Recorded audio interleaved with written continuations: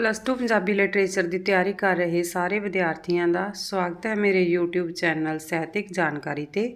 ਅੱਜ ਦੀ ਇਸ ਵੀਡੀਓ ਵਿੱਚ ਆਪਾਂ ਸ਼੍ਰੀ ਗੁਰੂ ਗੋਬਿੰਦ ਸਿੰਘ ਜੀ ਦੀ ਰਚਨਾ ਚੰਡੀ ਦੀ ਵਾਰ ਬਾਰੇ ਵਿਸਤਾਰ ਸਹਿਤ ਪੜਾਂਗੇ। ਵੀਡੀਓ ਨੂੰ ਧਿਆਨ ਨਾਲ ਐਂਡ ਤੱਕ ਦੇਖੋ।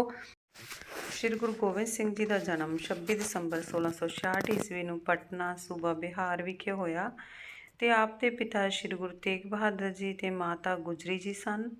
ਤੇ ਬਚਪਨ ਦੇ ਮੁੱਢਲੇ 6 ਸਾਲ ਆਪ ਨੇ ਇੱਥੇ ਹੀ ਗੁਜ਼ਾਰੇ ਤੇ ਫਿਰ 1673 ਈਸਵੀ ਵਿੱਚ ਅਨੰਦਪੁਰ ਸਾਹਿਬ ਆ ਗਏ। ਇੱਥੇ ਆਪ ਨੇ ਸੰਸਕ੍ਰਿਤ, ਫਾਰਸੀ ਤੇ ਗੁਰਮੁਖੀ ਦੀ ਵਿੱਦਿਆ ਦੇ ਨਾਲ ਘੋੜਸਵਾਰੀ, ਤੀਰ ਅੰਦਾਜ਼ੀ, ਹੋਰ ਫੌਜੀ ਕਰਤੱਵ ਵੀ ਸਿੱਖੇ। ਆਪ ਮਹਾਨ ਯੋਧੇ, ਜਰਨੈਲ ਤੇ ਕੌਮੀ ਆਗੂ ਹੋਣ ਦੇ ਨਾਲ ਰੂਹਾਨੀ ਆਗੂ, ਵਿਦਵਾਨ ਤੇ ਉੱਚ ਕੋਟੀ ਦੇ ਸਾਹਿਤਕਾਰ ਵੀ ਸਨ।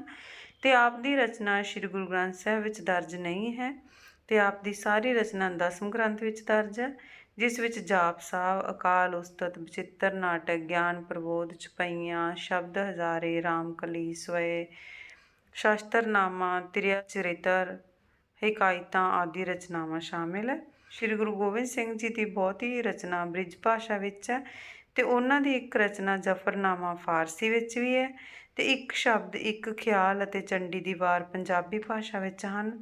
ਤੇ ਚੰਡੀ ਦੀ ਵਾਰ ਵਿੱਚ ਦੇਵੀ ਦੇਵਤਿਆਂ ਦਾ ਦੈਂਤਾਂ ਨਾਲ ਯੁੱਧ ਵਿਖਾ ਕੇ ਨੇਕੀ ਅਤੇ ਬਦੀ ਦੇ ਯੁੱਧ ਨੂੰ ਪੇਸ਼ ਕੀਤਾ ਤੇ ਜਿਸ ਵਿੱਚ ਅਖੀਰ ਤੇ ਜਿੱਤ ਨੇਕੀ ਦੀ ਹੁੰਦੀ ਹੈ। ਤੇ ਇਸ ਪਾਠ ਵਿੱਚ ਚੰਡੀ ਦੀ ਵਾਰ ਵਿੱਚੋਂ ਆਰਾਧਨਾ, ਤ੍ਰੇਤਾ ਯੁੱਗ, ਇੰਦਰ ਦਾ ਦੁਰਗਾ ਕੋਲ ਫਰਿਆਦ ਲੈ ਕੇ ਜਾਣਾ, ਦੁਰਗਾ ਦੇ ਗੁੱਸੇ ਵਿੱਚ ਆਉਣ ਤੇ ਰਣ ਭੂਮੀ ਦਾ ਚਿੱਤਰ ਪੇਸ਼ ਕਰਕੇ ਬੰਦ ਸ਼ਾਮਿਲ ਕੀਤੇ ਗਏ ਆ।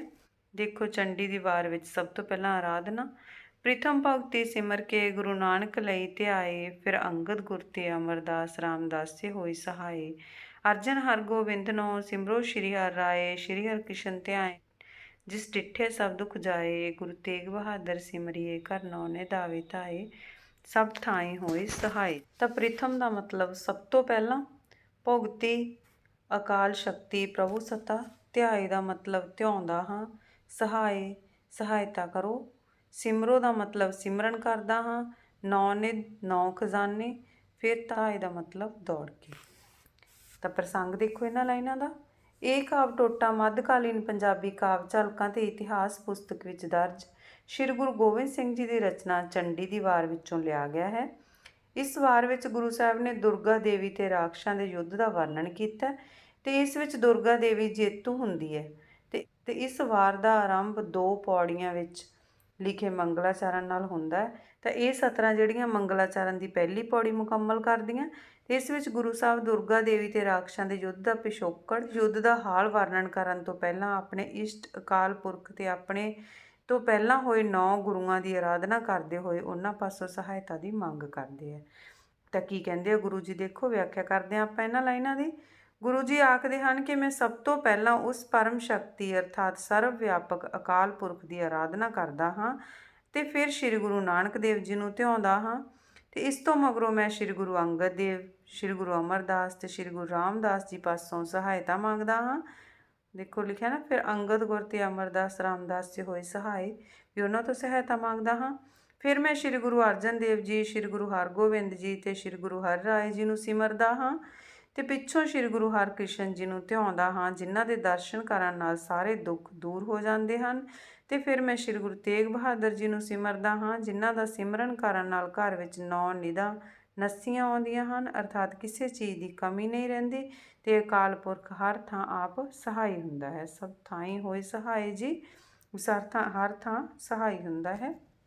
ਖੰਡਾ ਪ੍ਰਿਥਮੇ ਸਾਜ ਕੇ ਜਿਨ ਸਭ ਸਹਿਸਾਰ ਉਪਾਇਆ, ਬ੍ਰਹਮਾ ਵਿਸ਼ਨ ਮਹੇਸ਼ ਸਾਜ ਕੁਦਰਤੀ ਦਾ ਖੇਲ ਰਚਾਇਆ। 14 ਤਬਕ ਬਣਾਏ ਕੇ ਕੁਦਰਤ ਦਾ ਖੇਲ ਦਿਖਾਇਆ, ਸਿੰਧ ਪਰਬਤ ਮੇਦਨੀ ਬਿਨ ਥੰਮਾ ਗਗਨ ਰਹਾਇਆ। ਤੇ ਕੀ ਕਹਿੰਦੇ ਇਹਨਾਂ ਵਿੱਚ, ਦੇਖੋ ਸ਼੍ਰੀ ਗੁਰੂ ਗੋਬਿੰਦ ਸਿੰਘ ਜੀ ਉਹ ਕਹਿੰਦੇ ਹਨ ਕਿ ਅਕਾਲ ਪੁਰਖ ਨੇ ਸਭ ਤੋਂ ਪਹਿਲਾਂ ਪਰਮ ਸ਼ਕਤੀ ਨੂੰ ਬਣਾ ਕੇ ਸਾਰੇ ਸੰਸਾਰ ਨੂੰ ਪੈਦਾ ਕੀਤਾ ਤੇ ਉਸਨੇ ਹੀ ਬ੍ਰਹਮਾ, ਵਿਸ਼ਨੂੰ ਤੇ ਸ਼ਿਵ ਜੀ ਨੂੰ ਪੈਦਾ ਕਰਕੇ ਸ੍ਰਿਸ਼ਟੀ ਦੀ ਰਚਨਾ ਕੀਤੀ ਹੈ। ਬ੍ਰਹਮਾ ਵਿਸ਼ਨ ਮਹੇਸ਼, ਮਹੇਸ਼ ਜਾਨੀ ਸ਼ਿਵ ਜੀ ਨੂੰ ਕਿਹਾ ਗਿਆ, ਵਿਸ਼ਨ ਵਿਸ਼ਨੂੰ ਭਗਵਾਨ, ਬ੍ਰਹਮਾ ਤਾਂ ਬ੍ਰਹਮਾ ਲਿਖੇ ਹੋਈ ਹੈ, ਸਹੀ ਠੀਕ ਹੈ। ਸ੍ਰਿਸ਼ਟੀ ਦੀ ਰਚਨਾ ਹੋਈ ਹੈ, ਕੁਦਰਤੀ ਦਾ ਖੇਲ ਰਚਾਇਆ ਜਾਨੀ ਕੁਦਰਤ ਬਣਾਈ ਹੈ। ਉਸਨੇ ਆਕਾਸ਼ ਪਤਾਲ ਦੇ 14 ਖੰਡ ਬਣਾ ਕੇ ਆਪਣੀ ਕੁਦਰਤ ਦਾ ਤਮਾਸ਼ਾ ਦਿਖਾਇਆ। 14 ਤਬਕ ਬਣਾਏ ਕਿ ਕੁਦਰਤ ਦਾ ਖੇਲ ਦਿਖਾਇਆ ਤੇ ਕੁਦਰਤ ਦਾ ਤਮਾਸ਼ਾ ਦਿਖਾਇਆ। ਫਿਰ ਸਮੁੰਦਰ, ਪਹਾੜ ਤੇ ਧਰਤੀ ਬਣਾਈ। ਸਿੰਧ ਪਰਬਤ, ਮੇਦਨੀ, ਸਿੰਧ ਮਤਲਬ ਪਾਣੀ ਜਾਂ ਸਮੁੰਦਰ, ਤੇ ਮੇਦਨੀ ਹੁੰਦੀ ਹੈ ਧਰਤੀ, ਬਣਾਈ ਹੈ। ਤੇ ਫਿਰ ਬਿਨ ਥੰਮਾ ਗਗਨ ਰਹਾਇਆ, ਤੇ ਬਿਨਾਂ ਥੰਮਾਂ ਤੋਂ ਆਕਾਸ਼ ਉੱਪਰ ਟਿਕਾ ਦਿੱਤਾ ਹੈ। ਵੀ ਕੋਈ ਥੰਮ ਨਹੀਂ ਲੱਗੇ ਹੋਏ ਦੇਖੋ ਆਕਾਸ਼ ਨੂੰ, ਤੇ ਬਿਨਾਂ ਥੰਮਾਂ ਤੋਂ ਉੱਪਰ ਟਿਕਾ ਦਿੱਤਾ ਹੈ। ਸਿਰਜੇ ਦਾਨੂ ਦੇਵਤੇ ਤਿਨ ਅੰਦਰ ਬਾਦ ਰਚਾਇਆ, ਤੈਹੀਂ ਦੁਰਗਾ ਸਾਜ ਕੇ ਦੈਂਤਾਂ ਦਾ ਨਾਸ ਕਰਾਇਆ। ਤੈਥੋਂ ਹੀ ਬਲਰਾਮ ਲੈ ਨਾਲ ਬਾਨਾ ਦੈਸ ਰਕਾਇਆ, ਤੈਥੋਂ ਹੀ ਬਲ ਕ੍ਰਿਸ਼ਨ ਲੈ ਕੰਸ ਕੇਸੀ ਹੂ ਪਕੜ ਗਿਰਾਇਆ। ਵੱਡੇ ਵੱਡੇ ਮੁਨੀ ਦੇਵਤੇ ਕਈ ਯੁੱਗ ਜਿਨ੍ਹਾਂ ਤਨ ਤਾਇਆ, ਕਿੰਨੇ ਤੇਰਾ ਅੰਤ ਨਾ ਪਾਇਆ। ਤਾਂ ਫਿਰ ਦੇਖੋ ਕਹਿੰਦੇ ਫਿਰ ਉਸਨੇ ਦੈਂਤਾਂ ਤੇ ਦੇਵਤਿਆਂ ਨੂੰ ਪੈਦਾ ਕੀਤਾ। ਸਿਰਜੇ ਦਾਨੋ ਦੇਵਤੇ, ਦਾਨੋ ਜਾਣੀ ਦੈਂਤ, ਦੇਵਤੇ ਜਾਣੀ ਦੇਵਤਿਆਂ ਨੂੰ ਪੈਦਾ ਕੀਤਾ। ਉਸ ਵਿੱਚ ਆਪਸੀ ਲੜਾਈ ਦਾ ਮੁੱਢ ਧਰਿਆ।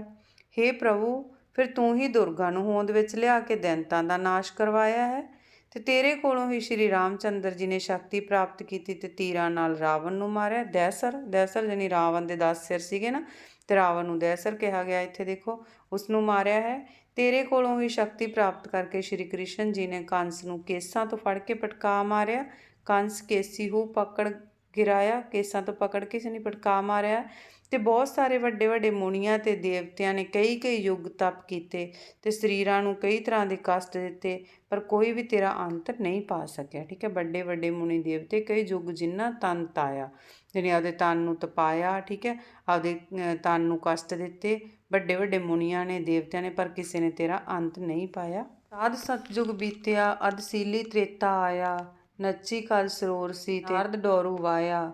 ਗਰਭ ਉਤਾਰਨ ਦੇਵਤਿਆਂ ਮਹਿਕਾ ਸੁੰਭ ਉਪਾਇਆ, ਜੀਤ ਲਏ ਤਿਨ ਦੇਵਤੇ ਤੇਹੋਂ ਲੋਕੀ ਰਾਜ ਕਮਾਇਆ।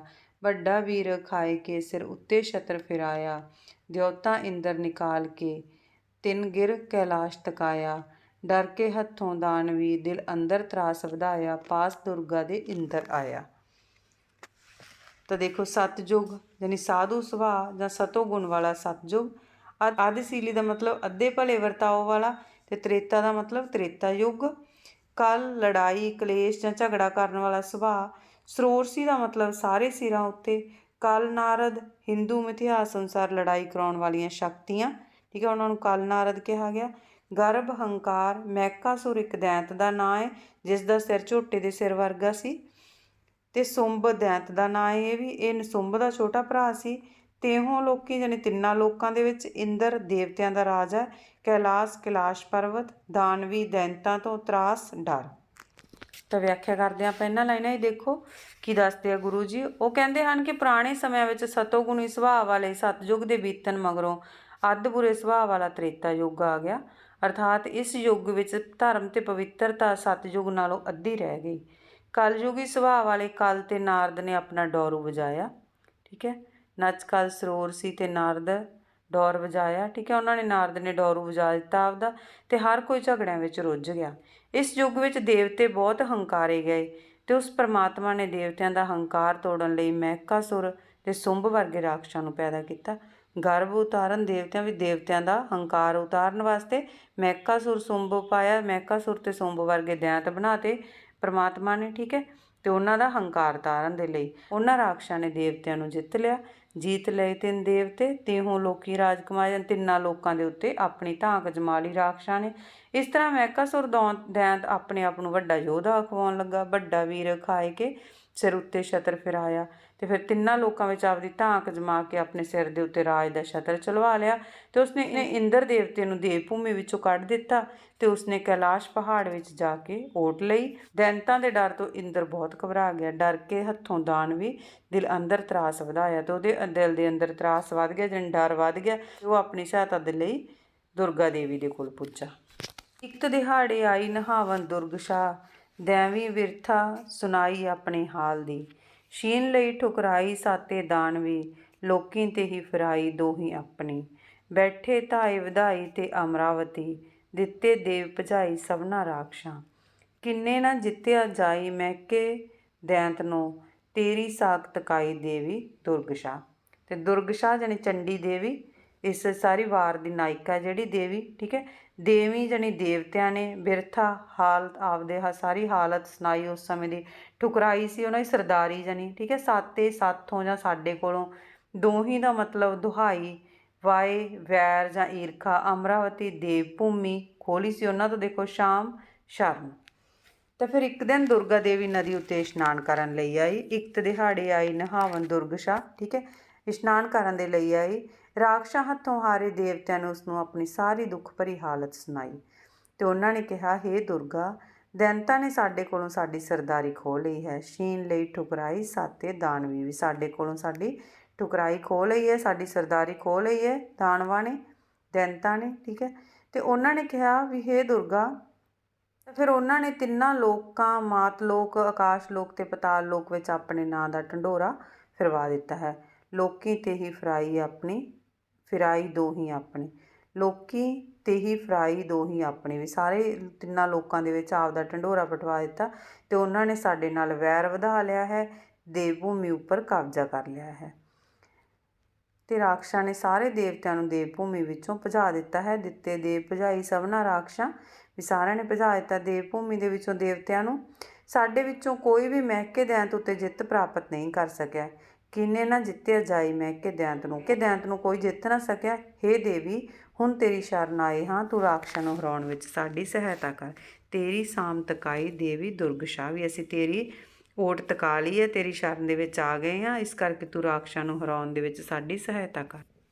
ਬੈਣ ਸੁਣੰਦੀ ਦੁਰਗਾ ਹੱਸੀ ਹੜਹੜਾਏ, ਉਹੀ ਸ਼ੀਹੋਂ ਮੰਗਾਇਆ ਰਾਖਸ਼ ਭਖਣਾ, ਚਿੰਤਾ ਕਰੋ ਨਾ ਕਾਈ ਦੇਵਾਂ ਨੂੰ ਆਖਿਆ, ਰੋ ਹੋਈ ਮਹਾਮਾਈ ਰਾਖਸ਼ ਮਾਰਨੇ।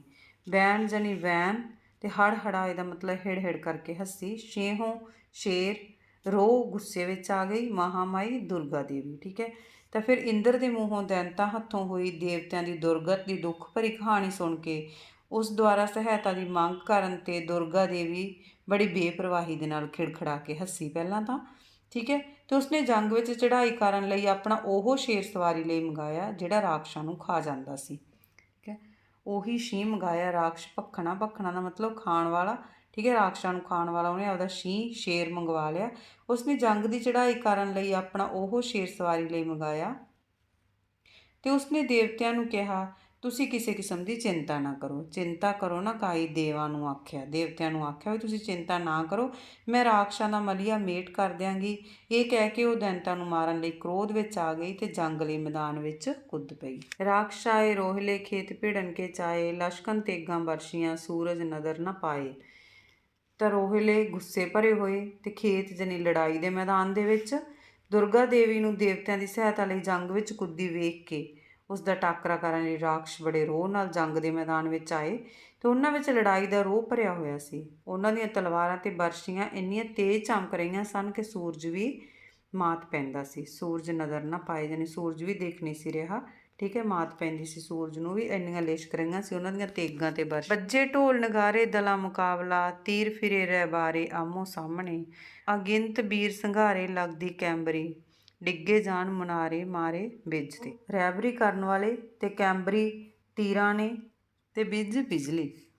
ਅਤੇ ਮੈਦਾਨੀ ਜੰਗ ਵਿੱਚ ਢੋਲ ਅਤੇ ਨਗਾਰੇ ਵੱਜ ਰਹੇ ਸਨ, ਦੋਹਾਂ ਦਲਾਂ ਵਿੱਚ ਮੁਕਾਬਲਾ ਹੋ ਰਿਹਾ ਸੀ ਅਤੇ ਦੋਹਾਂ ਧਿਰਾਂ ਵੱਲੋਂ ਆਮੋ ਸਾਹਮਣੇ ਤੀਰ ਚੱਲੇ ਜੋ ਸੂਰਮਿਆਂ ਦੀ ਮੌਤ ਲਈ ਰਹਿਬਰੀ ਕਰ ਰਹੇ ਸਨ ਅਤੇ ਦੋਹਾਂ ਧਿਰਾਂ ਵੱਲੋਂ ਚਲਾਏ ਗਏ ਤੀਰਾਂ ਨੇ ਵੱਜਦਿਆਂ ਹੀ ਬਹੁਤ ਸਾਰੇ ਸੂਰਮਿਆਂ ਨੂੰ ਮਾਰ ਦਿੱਤਾ। ਅਤੇ ਜੰਗ ਦੇ ਮੈਦਾਨ ਵਿੱਚ ਤੀਰਾਂ ਨਾਲ ਮਾਰੇ ਹੋਏ ਸੂਰਮੇ ਇਸ ਤਰ੍ਹਾਂ ਡਿੱਗ ਰਹੇ ਸਨ ਜਿਵੇਂ ਬਿਜਲੀ ਦੇ ਮੁਨਾਰੇ ਢਾਹ ਸੁੱਟੇ ਹੋਣ। ਕਲ ਵਾਲੀ ਦੈਂਤ ਅਹਾੜੇ ਸਭੇ ਸੂਰਮੇ, ਸੁੱਤੇ ਜਾਨ ਜਟਾਲੇ ਭੰਗਾਂ ਖਾਏ ਕੇ। ਤਾਂ ਵੇਖੋ, ਕਲ ਵਾਲੀ ਦਾ ਮਤਲਬ ਮੱਟ, ਅਹਾੜੇ ਅਡਿੰਗ ਰਹੇ ਸਨ। ਤੀਰਾਂ ਨਾਲ ਵਿੰਨੇ ਜਾਣ ਕਰਕੇ ਮੱਟਾਂ ਵਰਗੇ ਰਾਖਸ਼ ਸੂਰਮੇ ਸਾਰੇ ਦੇ ਸਾਰੇ ਅਡਾਟ ਪਾ ਰਹੇ ਸਨ ਅਤੇ ਉਹ ਜਟਾਂ ਵਾਲੇ ਸੂਰਮੇ ਰਾਖਸ਼ ਮੈਦਾਨੇ ਜੰਗ ਵਿੱਚ ਇਸ ਤਰ੍ਹਾਂ ਮਰ ਮਰ ਕੇ ਡਿੱਗ ਰਹੇ ਸਨ ਜਿਵੇਂ ਭੰਗ ਖਾ ਕੇ ਸੁੱਤੇ ਹੋਣ, ਠੀਕ ਹੈ। ਸੁੱਤੇ ਜਾਨ ਜਟਾਲੇ ਜਾਣੀ ਜਟਾਂ ਵਾਲੇ, ਭੰਗਾਂ ਖਾ ਕੇ ਜਿਵੇਂ ਡਿੱਗੇ ਹੋਣ, ਨਸ਼ਾ ਖਾ ਕੇ, ਇਸ ਤਰ੍ਹਾਂ ਲੱਗ ਰਿਹਾ ਸੀ। ਦੋਹਾਂ ਕੰਧਾਰਾਂ ਮੋਹੇ ਜੁੜੇ ਨਾਲ ਧੌਂਸਾਂ ਭਾਰੀ, ਕੜਕ ਉੱਠਿਆ ਫੌਜ 'ਤੇ ਵੱਡਾ ਹੰਕਾਰੀ, ਲੈ ਕੇ ਚੱਲਿਆ ਸੂਰਮੇ ਨਾਲ ਵੱਡੇ ਹਜ਼ਾਰੀ, ਮਿਆਨੋਂ ਖੰਡਾ ਧੋਇਆ ਮਹਿਕਾ ਸੁਰ ਭਾਰੀ, ਉਮਰ ਲੱਥੇ ਸੂਰਮੇ ਮਾਰ ਮੱਚੀ ਕਰਾਰੀ, ਜਾਪੇ ਚੱਲੇ ਰੱਤ ਦੇ ਸੱਲਲੇ ਜਟਧਾਰੀ। ਜਟਧਾਰੀ ਯਾਨੀ ਜਟਾਂ ਵਿੱਚੋਂ ਗੰਗਾ, ਸੱਲਲੇ ਪਾਣੀ ਦੇ, ਠੀਕ ਹੈ। ਤਾਂ ਫਿਰ ਕੀ ਕਹਿੰਦਾ, ਲੜਾਈ ਦੇ ਮੈਦਾਨ ਵਿੱਚ ਦੋਹਾਂ ਧਿਰਾਂ ਦੀਆਂ ਫੌਜਾਂ ਵਿਚਕਾਰ ਲੜਾਈ ਫਿਰ ਸ਼ੁਰੂ ਹੋ ਗਈ। ਕੜਕ ਉੱਠਿਆ ਫੌਜ ਤੇ ਵੱਡਾ ਹੰਕਾਰੀ ਦੈਂਤ ਮਹਿਕਾਸੁਰ ਦੇਵਤਿਆਂ ਦੀ ਫੌਜ ਉੱਤੇ ਕੜਕ ਕੇ ਪੈ ਗਿਆ ਤੇ ਉਹ ਆਪਣੇ ਨਾਲ ਵੱਡੇ ਵੱਡੇ ਹਜ਼ਾਰਾਂ ਸੂਰਮਿਆਂ ਨੂੰ ਲੈ ਕੇ ਅੱਗੇ ਵਧਿਆ ਤੇ ਉਸਨੇ ਮਿਆਨ ਵਿੱਚੋਂ ਭਾਰੀ ਤਲਵਾਰ ਕੱਢ ਕੇ ਭਿਆਨਕ ਵਾਰ ਕਰਨੇ ਸ਼ੁਰੂ ਕਰ ਦਿੱਤੇ। ਮਿਆਨੋਂ ਖੰਡਾ ਧੋਇਆ ਮਹਿਕਾਸੁਰ, ਭਾਰਾ ਖੰਡਾ ਢੋ ਲਿਆ ਉਹਨੇ ਮਿਆਨ ਦੇ ਵਿੱਚੋਂ, ਠੀਕ ਹੈ।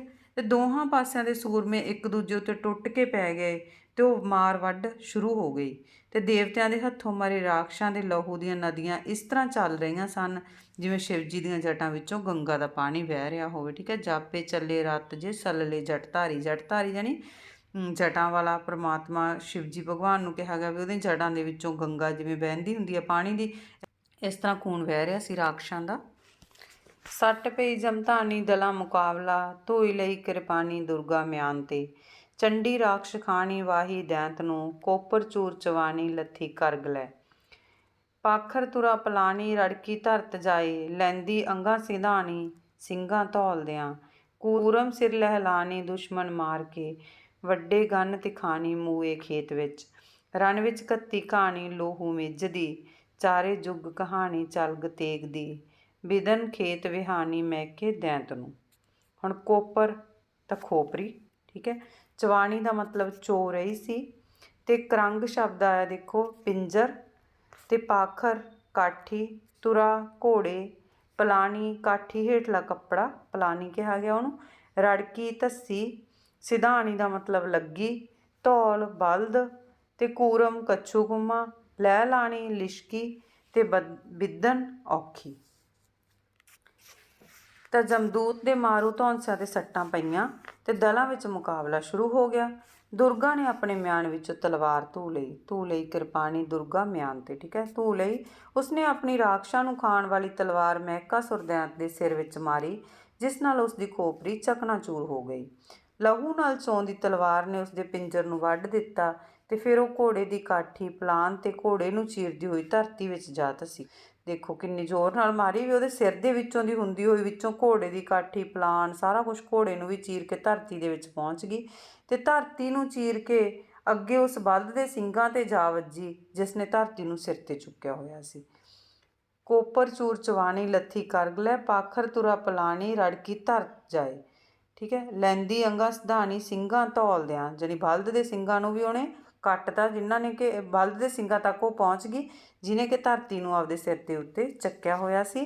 ਤੇ ਫਿਰ ਬਲਦ ਦੇ ਸਿੰਘਾਂ ਨੂੰ ਵੀ ਚੀਰਦੀ ਹੋਈ ਤਲਵਾਰ ਵਿਚਲੇ ਕੱਛੂ ਕੁੰਮੇ ਦੇ ਸਿਰ ਉੱਤੇ ਜਾ ਲਸ਼ਕੀ। ਕੂਰਮ ਸਿਰ ਲਹਿਲਾਣੀ ਦੁਸ਼ਮਣ ਮਾਰ ਕੇ, ਵੱਡੇ ਗੰਨ ਤਿਖਾਣੀ ਮੂਏ ਖੇਤ ਵਿੱਚ। ਤਾਂ ਫਿਰ ਉਸ ਤੋਂ ਬਾਅਦ ਕੀ ਹੋਇਆ ਦੇਖੋ, ਉੱਤੇ ਜਾ ਲਿਸ਼ਕੀ ਤੇ ਇਸ ਤਲਵਾਰ ਨੇ ਸੂਰਮਿਆਂ ਨੂੰ ਮੈਦਾਨ ਵਿੱਚ ਇਸ ਤਰ੍ਹਾਂ ਟੁਕੜੇ ਕੀਤਾ ਜਿਵੇਂ ਤਰਖਾਣਾਂ ਨੇ ਲੱਕੜੀਆਂ ਨੂੰ ਮੋਛੇ ਪਾਏ ਹੋਣ। ਇਸ ਤਲਵਾਰ ਨੇ ਮੈਦਾਨੇ ਜੰਗ ਵਿੱਚ ਲਹੂ ਤੇ ਮਿੱਝ ਦੀ ਕਹਾਣੀ ਕਰ ਦਿੱਤੀ। ਇਸ ਤਲਵਾਰ ਦੀ ਕਹਾਣੀ ਚਾਰੇ ਯੁੱਗ ਚੱਲਦੀ ਰਹੇਗੀ, ਠੀਕ ਹੈ। ਚਾਰੇ ਯੁੱਗ ਕਹਾਣੀ ਚਲਗ ਤੇਗ ਦੀ, ਇਸ ਤੇਗ ਦੀ ਕਹਾਣੀ ਚੱਲਦੀ ਰਹੇਗੀ। ਇਸ ਤਲਵਾਰ ਕਰਕੇ ਹੀ ਮਹਿਕੇ ਦੈਂਤ ਨੂੰ ਮੈਦਾਨੇ ਜੰਗ ਵਿੱਚ ਔਖੀ ਘੜੀ ਪੇਸ਼ ਆਈ ਤੇ ਉਹ ਮਾਰਿਆ ਗਿਆ। ਵਿਦਨ ਖੇਤ ਵਿਹਾਣੀ ਮਹਿਕੇ ਦੈਂਤ ਨੂੰ, ਠੀਕ ਹੈ। ਵਿਦਨ ਜਾਨੀ ਔਖੀ ਘੜੀ, ਖੇਤ ਦੇ ਵਿੱਚ ਉਹਨੂੰ ਆ ਗਈ ਇਹ, ਠੀਕ ਹੈ, ਤੇ ਮਹਿਕੇ ਦੈਂਤ ਨੂੰ। ਇਤ ਮਹਿਕਾਸੁਰ ਦੈਂਤ ਮਾਰੇ ਦੁਰਗਾ ਆਇਆ, 14 ਲੋਕਾਂ ਰਾਣੀ ਸਿੰਘ ਨਚਾਇਆ। ਮਾਰੇ ਬੀਟ ਜਟਾਣੀ ਦਲ ਵਿੱਚ ਅਗਲੇ, ਮੰਗਣ ਨਾਹੀਂ ਪਾਣੀ ਦਲੀ ਹੰਕਾਰ ਕੇ। ਜਨ ਕਰੀ ਸਮਾਏ ਪਠਾਣੀ ਸੁਣ ਕੇ ਰਾਗ ਨੂੰ, ਰਤ ਦੇ ਹੜਵਾਣੀ ਚੱਲੇ ਬੀਰ ਖੇਤ। ਪੀਤਾ ਫੁੱਲ ਆਣੀ ਘੁੰਮਣ ਸੂਰਮੇ। ਤੇ ਇਤ ਜਾਨੀ ਇਸ ਤਰ੍ਹਾਂ, ਪਠਾਣੀ ਇੱਕ ਰਾਗ ਦਾ ਨਾਮ ਹੈ। ਦੇਖੋ ਇਸ ਤਰ੍ਹਾਂ ਦੁਰਗਾ ਦੇਵੀ ਨੇ ਮਹਿਕਾਸੁਰ ਦੈਂਤ ਨੂੰ ਮਾਰਿਆ ਤਾਂ ਰਾਣੀ ਦੁਰਗਾ ਨੇ ਆਪਣਾ ਸ਼ੇਰ 14 ਲੋਕਾਂ ਵਿੱਚ ਨਚਾਇਆ। 14 ਲੋਕਾਂ ਰਾਣੀ ਸਿੰਘ ਨਚਾਇਆ, ਠੀਕ ਹੈ। ਸਿੰਘ ਆਪਦਾ ਸ਼ੇਰ ਨਚਾਇਆ। ਵੱਡੇ ਵੱਡੇ ਜਟਾਂ ਵਾਲੇ ਬਹਾਦਰ ਰਾਖਸ਼ ਮਾਰੇ ਗਏ। ਮਾਰੇ ਬੀਰ ਜਟਾਣੀ ਦਲ ਵਿੱਚ ਅਗਲੇ, ਠੀਕ ਹੈ। ਜਟਾਣੀ ਜਾਣੀ ਜਟਾਂ ਵਾਲੇ ਵੱਡੇ ਵੱਡੇ ਰਾਖਸ਼ ਮਾਰੇ ਗਏ ਤੇ ਉਹ ਹੰਕਾਰੀ ਦੈਂਤ ਪਾਣੀ ਵੀ ਨਹੀਂ ਸਨ ਮੰਗਦੇ। ਮੰਗਣ ਨਾ ਹੀ ਪਾਣੀ ਦਲੀ ਹੰਕਾਰ ਦੇ, ਠੀਕ ਹੈ। ਪਾਣੀ ਵੀ ਨਹੀਂ ਸੀ ਮੰਗਦੇ। ਉਹ ਲੜਾਈ ਦੇ ਮੈਦਾਨ ਵਿੱਚ ਇਸ ਤਰ੍ਹਾਂ ਮਸਤ ਸਨ ਜਿਵੇਂ ਕੋਈ ਪਠਾਨੀ ਰਾਗ ਨੂੰ ਸੁਣ ਕੇ ਉਸਦੀ ਮਸਤੀ ਵਿੱਚ ਸਮਾ ਜਾਂਦਾ ਹੈ। ਤੇ ਰਣ ਭੂਮੀ ਵਿੱਚ ਬਹਾਦਰਾਂ ਦਾ ਲਹੂ ਹੜ੍ਹ ਦੇ ਪਾਣੀ ਵਾਂਗ ਵਗ ਰਿਹਾ ਸੀ। ਬਹਾਦਰ ਇਸ ਤਰ੍ਹਾਂ ਘੁੰਮ ਰਹੇ ਸਨ ਜਿਵੇਂ ਕਿਸੇ ਅਣਜਾਣ ਨੇ ਪੋਸਤ 'ਤੇ ਡੋਡੇ ਪੀਤੇ ਹੋਣ, ਠੀਕ ਹੈ। ਪੀਤਾ ਫੁੱਲ ਯਾਨੀ ਘੁੰਮਣ ਸੂਰਮੇ, ਸੂਰਮੇ ਇਸ ਤਰ੍ਹਾਂ ਘੁੰਮ ਰਹੇ ਸਨ। ਹੋਈ ਅਲੋਪ ਭਵਾਨੀ ਦੇਵਾਂ ਨੂੰ ਰਾਜ ਦੇ, ਈਸਰ ਦੀ ਬਰਦਾਨੀ ਹੋਏ ਜਿੱਤ ਦਿਨ। ਸੁੰਬਨ ਸੁਭ ਗੁਮਾਨੀ ਜਨਮੇ ਸੂਰਮੇ, ਇੰਦਰ ਦੀ ਰਜਧਾਨੀ ਤੱਕੀ ਜਿੱਤਨੀ।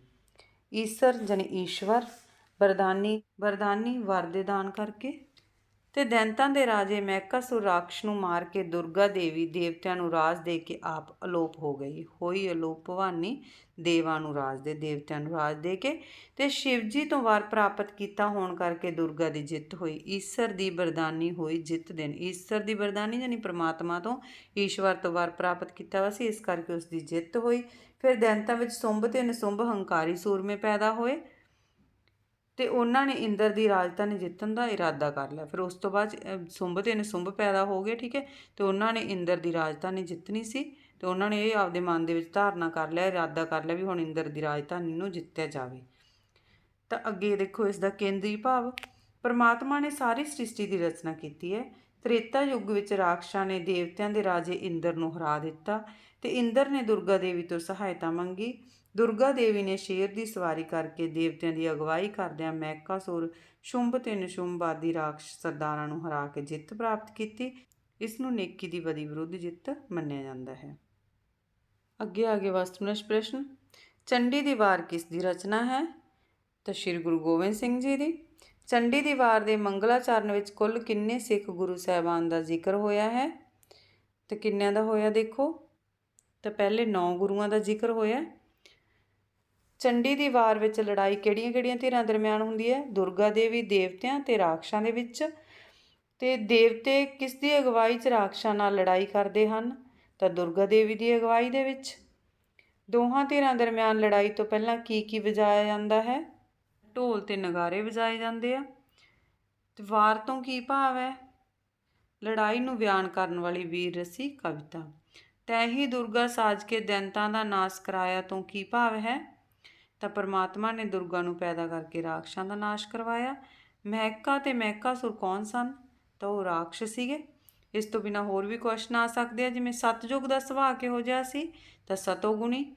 ਕਲਯੁਗੀ ਸੁਭਾਅ ਵਿੱਚ ਕਿਸ ਨੇ ਡੋਰੂ ਵਜਾਇਆ? ਕਲ ਤੇ ਨਾਰਦ ਨੇ। ਦੇਵਤਿਆਂ ਦਾ ਅਭਿਮਾਨ ਉਤਾਰਨ ਲਈ ਕੌਣ ਪੈਦਾ ਕੀਤੇ ਗਏ? ਮਹਿਕਾਸੁਰ ਤੇ ਸੁੰਭ ਪੈਦਾ ਕੀਤੇ ਗਏ। ਰਾਖਸ਼ਾਂ ਹੱਥੋਂ ਹਾਰੇ ਇੰਦਰ ਦੇਵਤਾ ਕਿਸ ਦੀ ਸ਼ਰਨ ਵਿੱਚ ਪੁੱਜਾ? ਤਾਂ ਦੁਰਗਾ ਦੇਵੀ ਦੀ ਸ਼ਰਨ ਵਿੱਚ। ਦੁਰਗਾ ਦੇਵੀ ਨੇ ਮਹਿਕਾਸੁਰ ਉੱਤੇ ਕਿਸ ਹਥਿਆਰ ਨਾਲ ਵਾਰ ਕੀਤਾ? ਤਾਂ ਤਲਵਾਰ ਦੇ ਨਾਲ।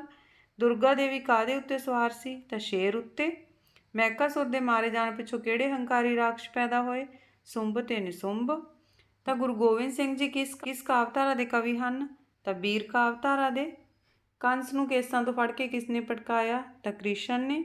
ਰਾਮ ਨੇ ਬਾਣਾਂ ਨਾਲ ਕਿਸ ਨੂੰ ਮਾਰਿਆ? ਤਾਂ ਰਾਵਣ ਨੂੰ। ਪਰਮਾਤਮਾ ਨੇ ਸਭ ਤੋਂ ਪਹਿਲਾਂ ਕਿਸ ਚੀਜ਼ ਦੀ ਸਿਰਜਣਾ ਕੀਤੀ? ਤਾਂ ਪਰਮ ਸ਼ਕਤੀ ਦੀ। ਤੇ ਚੰਡੀ ਦੀ ਵਾਰ ਕਹਾਣੀ ਕਿਹੜੇ ਯੁੱਗ ਦੀ ਹੈ? ਤਾਂ ਤ੍ਰੇਤਾ ਯੁੱਗ ਦੀ। ਤਾਂ ਇਹ ਸੀ ਸ਼੍ਰੀ ਗੁਰੂ ਗੋਬਿੰਦ ਸਿੰਘ ਜੀ ਵੱਲੋਂ ਲਿਖੀ ਗਈ ਚੰਡੀ ਦੀ ਵਾਰ ਤੇ ਉਸ ਨਾਲ ਸੰਬੰਧਿਤ ਕੁਐਸਚਨ ਆਨਸਰ। ਵੀਡੀਓ ਨੂੰ ਧਿਆਨ ਨਾਲ ਦੇਖੋ ਤੇ ਯਾਦ ਕਰੋ। ਜੇ ਵੀਡੀਓ ਪਸੰਦ ਆਈ ਹੋਵੇ ਤਾਂ ਲਾਈਕ ਤੇ ਸ਼ੇਅਰ ਜ਼ਰੂਰ ਕਰ ਦਿਆ ਕਰੋ, ਤਾਂ ਕਿ ਇਹ ਜਾਣਕਾਰੀ ਕਿਸੇ ਹੋਰ ਤੱਕ ਵੀ ਪਹੁੰਚ ਸਕੇ। ਤੇ ਜੇ ਚੈਨਲ ਤੇ ਪਹਿਲੀ ਵਾਰ ਆਏ ਹੋ ਤਾਂ ਚੈਨਲ ਨੂੰ ਸਬਸਕ੍ਰਾਈਬ ਕਰਕੇ ਬੈਲ ਆਈਕਨ ਦਬਾਓ, ਤਾਂ ਕਿ ਹਰ ਵੀਡੀਓ ਦਾ ਨੋਟੀਫਿਕੇਸ਼ਨ ਤੁਹਾਡੇ ਕੋਲ ਸਭ ਤੋਂ ਪਹਿਲਾਂ ਪਹੁੰਚ ਸਕੇ।